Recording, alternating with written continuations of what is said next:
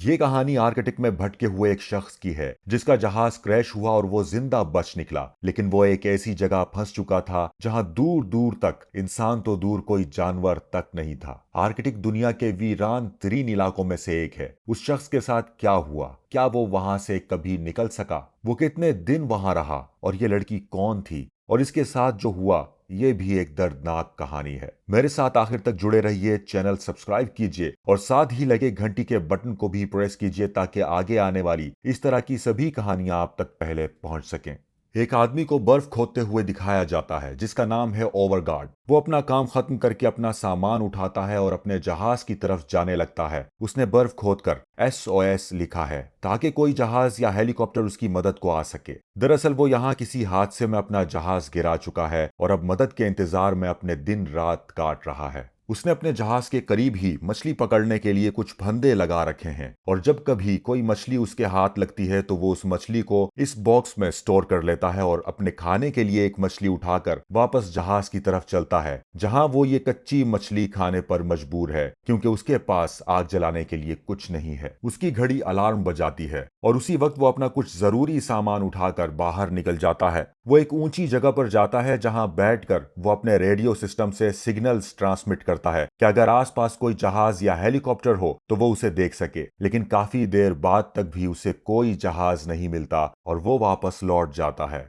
अगली सुबह घड़ी के अलार्म से उसकी आंख खुलती है। रात जो बर्फ SOS पर गिरी थी वो सारी बर्फ साफ करके वो फंदे देखने जाता है जो उसने मछली पकड़ने के लिए लगाए थे। वहां उसकी नजर अपने बॉक्स पर पड़ती है जिसमें उसने मछलियां स्टोर कर रखी थी। वो बॉक्स टूटा हुआ था और मछलियां कोई खा चुका था और वो अपने सामने पोलर बियर के पैरों के निशान देखता है। वो समझ जाता है कि ये काम पोलर बियर का ही है। पोलर बियर के खौफ में वो वहां से भाग जाता है। वो घबराया हुआ अपने जहाज में बैठा है। अगली सुबह फिर से वो अपनी वही रूटीन दोहराता है। SOS से बर्फ हटाता है, मछली पकड़ता है और रेडियो सिस्टम उठाकर उसी ऊंची जगह पर बैठकर सिग्नल्स भेजता है। लेकिन उसे कोई जहाज नहीं मिलता। सामने से काले बादल वो अपनी तरफ आते देखता है। वहां तूफान आने वाला है। घड़ी वापस जाने का अलार्म बजाती है। वो उठ खड़ा होता है और उसी समय रेडियो सिस्टम पर ग्रीन लाइट जलती है। इसका मतलब है कि आसपास कोई जहाज है। वो आसपास देखने लगता है। वहां बहुत धुंध होती है। उसे ठीक से कुछ दिखाई नहीं देता। उसे हेलीकॉप्टर की आवाज सुनाई देती है और वो उसी तरफ देखने लगता है। अचानक उसे दूर एक हेलीकॉप्टर दिखाई देता है। वो स्मोक सिग्नल देता है, चिल्लाता है और वो हेलीकॉप्टर उसे देख लेता है और उसकी तरफ बढ़ता है। वो हेलीकॉप्टर को अपनी तरफ आता देखकर बहुत खुश होता है, लेकिन तूफान की वजह से वो लैंड नहीं कर पाता और क्रैश कर जाता है। वो उस तरफ भागता है जहां से धुआं उठ रहा था। उस हेलीकॉप्टर में 2 लोग थे।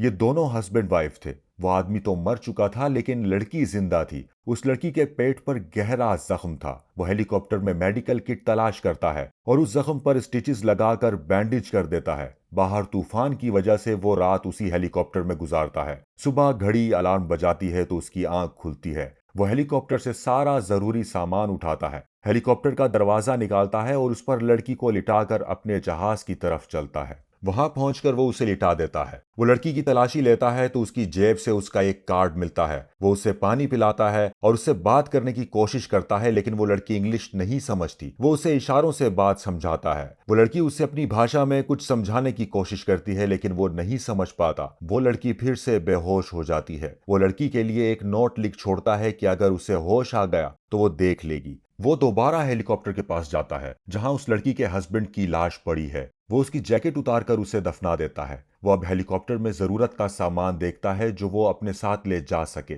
उसे एक चूल्हा मिलता है। जैकेट में से उसे एक लाइटर मिलता है जो काम कर रहा था। हेलीकॉप्टर के पीछे हवा से एक दरवाजा आवाज कर रहा था। जब वो उसे खोलकर देखता है तो उसमें से उसे स्लेज मिलती है। वो जहाज में वापस आता है और उस लड़की का जख्म देखता है जो पहले से ज्यादा बदतर हो चुका था। वो उस पर दवा लगाकर फिर से बैंडेज कर देता है। उसे चूल्हे का ख्याल आता है जो वो हेलीकॉप्टर से निकाल कर लाया था। वो चूल्हा जलाता है और उस पर हाथ सेंकने लगता है। बहुत दिनों के बाद उसने आग देखी है। वो मैप खोलता है जो उसे हेलीकॉप्टर से मिला था। वो अपने मैप से देखकर उस पर अपनी करंट लोकेशन मार्क करता है। उसे एक रेस्क्यू पॉइंट तक पहुंचना है जो वहां से बहुत दूर है और वहां तक पहुंचने में उसे कई दिन लग सकते हैं। वो कई दिनों से इसी जहाज में रह रहा था, लेकिन अब उसे पछतावा है कि उस लड़की का परिवार उसकी वजह से उजड़ गया और वो लड़की खुद भी जिंदगी और मौत के बीच झूल रही है। और वो अब फैसला कर लेता है कि वो हर कीमत पर उस लड़की की जान बचाएगा और वो वहां से निकलने का प्लान बनाता है। वो जहाज में बैठा ये सोच ही रहा था कि बाहर से कुछ खड़कने की आवाज आती है। वो उस तरफ जाता है तो वो देखता है कि उसके हाथ एक बड़ी मछली लगी है,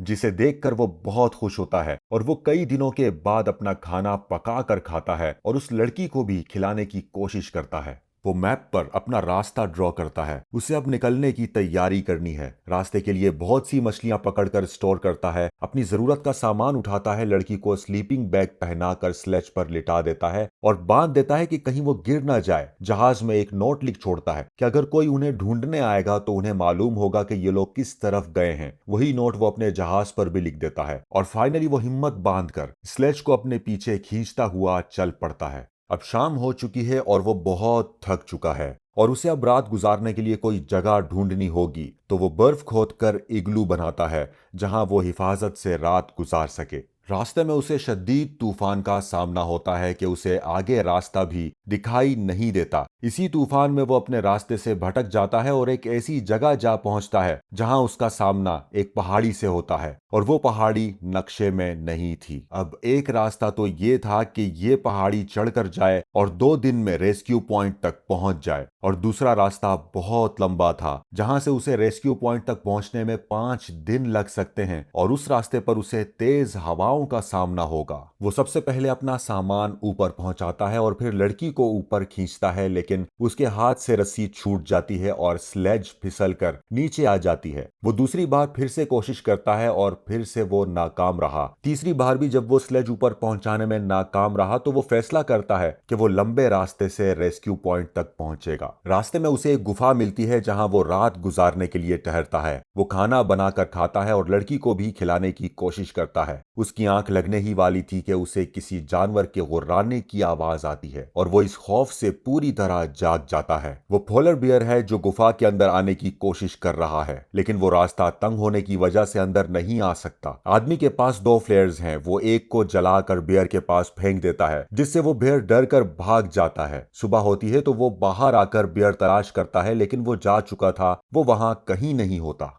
वो अपना आगे का सफर शुरू करता है। इस रास्ते पर उसे तूफानी हवाओं का सामना करना पड़ता है। उसे पहले ही अंदाजा था कि ये रास्ता काफी मुश्किल होगा। रास्ते में बहुत तेज तूफान आ जाता है। वो स्लेज की आड़ लेकर स्लीपिंग बैग ओढ़ लेता है और उन दोनों की जान बच जाती है। तूफानी हवाओं की वजह से इस रास्ते पर बर्फ नर्म है, जिस पर चलने में उसे बहुत मुश्किल हो रही है। यहाँ ठंड अब काफी बढ़ चुकी है कि उसके हाथ जम रहे हैं। वो एक जगह ठहर कर आग जलाता है ताकि उसे कुछ राहत मिल सके। वो लड़की अब रिस्पॉन्ड नहीं कर रही थी। उसकी हालत बहुत खराब थी। वो उसका जख्म खोलकर देखता है जो पहले से ज्यादा बिगड़ चुका था। अब उसे ये लग रहा था कि ये लड़की अब नहीं बचेगी और वो उसे वहीं छोड़कर आगे जाने लगता है। वो ऐसा करना नहीं चाहता। वो इसके लिए बहुत दुखी भी है। वो जैसे ही आगे बढ़ता है अचानक एक गड्ढे में गिर जाता है। वो बहुत मुश्किल से उस गड्ढे से निकल पाता है, लेकिन उसकी टांग शदीद जख्मी हो चुकी थी। वो अब ठीक से चल नहीं पा रहा था। वो इस हादसे को कुदरत का इशारा समझकर लड़की के पास वापस आ जाता है और अब वो फैसला करता है कि वो इसे हर हाल में बचाकर ही रहेगा। जब वो उस लड़की का स्लीपिंग बैग खोलता है तो वो होश में आ चुकी थी। वो उससे माफी मांगता है। वो अपने किए पर बहुत अफसुर्दा है। वो उससे रोकर बार बार माफी मांगता है। वो अपनी टांग पर लगे जख्म को देखता है जिससे मुसलसल खून बह रहा था। वो बर्फ रखकर खून रोकने की कोशिश करता है। वो अपनी टांग पर अपना मफलर कसता है और लड़की को साथ लेकर आगे चलने लगता है। अब वो ठीक से चल नहीं पा रहा था। वो एक छड़ी का सहारा लेकर चलता है। वो मैप देखता है और जितना रास्ता वो काट चुके उसे मार्क करता है। अभी तो काफी सफर बाकी है। एक जगह वो बहुत थक कर बैठा था। वहां उसे हेलीकॉप्टर की आवाज सुनाई देती है। वो हिम्मत करके ऊपर की तरफ चढ़ता है जहां उसे हेलीकॉप्टर दिखाई देता है। वो हेलीकॉप्टर वहां लैंड करता है।